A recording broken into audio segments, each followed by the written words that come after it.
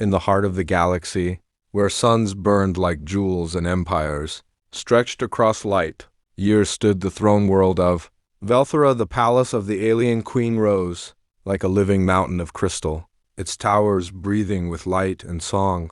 The queen herself was said to be the most powerful being in known space. Her word could end worlds or raise civilizations from dust.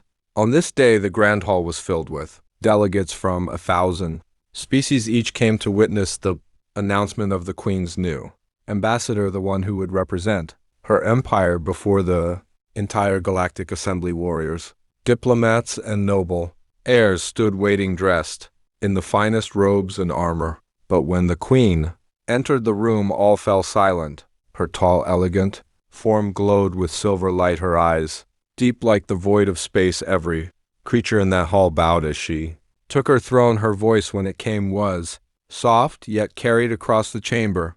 Today we choose who shall speak for the crown in all things beyond our realm. The one chosen will carry the weight of peace and the promise of power. The crowd waited, holding its breath, expecting she would name one of her own kind, perhaps a prince of the Velthoran bloodline or a champion from the outer colonies. Instead, she raised her hand and pointed toward the back of the hall. Him. The crowd turned. A murmur spread through the chamber as eyes fell upon a single figure standing near the entrance, a human. He wore no armor, no fine clothes, only the simple uniform of a technician from the Terran Reclamation Fleet. His name was Elias Ward, a man from a forgotten world that most considered primitive and weak. The delegates erupted in disbelief. Voices rose in protest. A human is unfit. Humans are reckless. They have no empire, no power, no power, no power. But the Queen only smiled faintly. Her gaze never left Elias. Approach, she said. Elias hesitated, unsure if this was a mistake. Yet something in her tone drew him forward. Step by step, he walked the long path through the staring crowd until he stood before her throne. The Queen studied him for a long moment. Her voice was almost a whisper, but every creature heard it. You will speak for me before the stars, Elias Ward. In that instant, the hall fell silent again, and in the silence, the fate of the galaxy began to change. Elias Ward could still feel the echo of the Queen's words in his mind. You will speak for me before the stars. He had never imagined that his name would even be spoken. In such a place, he was an engineer, not a hero. The other delegates watched him with disgust and suspicion, as if the Queen's decision was an insult to the order of the universe. Yet the guards of Velthor escorted him directly into the inner palace, where only the chosen were ever allowed to go. The Queen's advisor, a tall creature with skin like glass, spoke in a cold tone. You will attend the assembly tomorrow. You will represent her Majesty's will before the 10,000 worlds. Elias blinked, unsure how to answer. I do not even know why I was chosen. The advisor said nothing, only turned away, leaving him alone with the weight of destiny. That night, Elias wandered the silent corridors of the palace. The walls shimmered with alien light, showing scenes from Velthoran history. Great wars, ancient treaties, the rise of an empire that had lasted for millennia. And among all that perfection, he felt completely out of place, a single human in a world of gods. When dawn came, he was brought before the Queen again. She stood by a window overlooking the ocean of stars. Her voice was calm yet heavy with thought. You wonder why I chose?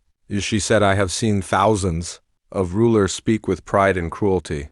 I have seen strength without mercy and wisdom without heart, but in you I saw something my empire has forgotten. Humanity has lost its power but not its soul. Elias could not speak. He only listened as she turned her gaze toward him. Long ago your people faced extinction, and yet you survived, not through conquest but through will. That is why you will speak for me. The other worlds will not fear you, they will hear you. As the ceremony began, the great hall of the Galactic Assembly filled with the most powerful leaders of the known universe, the alien Queen entered, first followed by Elias. Every eye turned toward the human walking beside her. Some looked on in rage, others in disbelief. When the council demanded to know why a human stood beside the Queen, she rose slowly and said, because sometimes the smallest voice carries the greatest truth. In that moment, the galaxy began to question everything it thought it knew about power. The chamber of the Galactic Assembly glowed with the light of 100 worlds. Rows of alien leaders sat upon thrones, shaped from every color and element, each represented an empire, species, a legacy of power. None had ever bowed to another, none had ever listened to a human.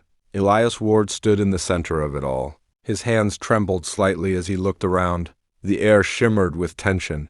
Every eye burned with judgment. The queen sat behind him, silent as the void, her silver gaze fixed upon him. The speaker of the assembly rose, towering and ancient. His voice thundered across the chamber. We demand an answer. Why does the Queen of Velthora place a human before the galaxy? Elias looked at the queen. She gave a small nod. That single gesture told him everything. She was not here to defend him, he was here to defend himself. He took a deep breath and stepped forward. I know what you think of my kind, he said. We are weak, short-lived, and reckless. You see us as relics of a forgotten world, but maybe that is what makes us dangerous. We are what happens when weakness refuses to die. Murmurs spread through the room. Some delegates leaned forward, others hissed in disbelief. But Elias continued, his voice steady now. You measure strength in ships, armies, and planets. We measure it in survival and hope. When the fires burned our home, we did not vanish. We rebuilt when we lost everything. We found reason to keep walking. That is why I am here. Because the queen believes power without compassion is empty, and I believe she is right. Silence filled the hall. Then the speaker leaned forward. You dare lecture the galaxy, human? Elias met his gaze. I dare to remind it that life is more than conquest. For a long moment there was no sound. Then one by one a few of the smaller races began to stand in quiet respect. The gesture spread slowly across the chamber until even the proudest empires sat in uneasy silence. The queen rose beside him, her voice calm but final. Let this be recorded. The age of dominance ends today. The age of understanding begins with the voice of a human.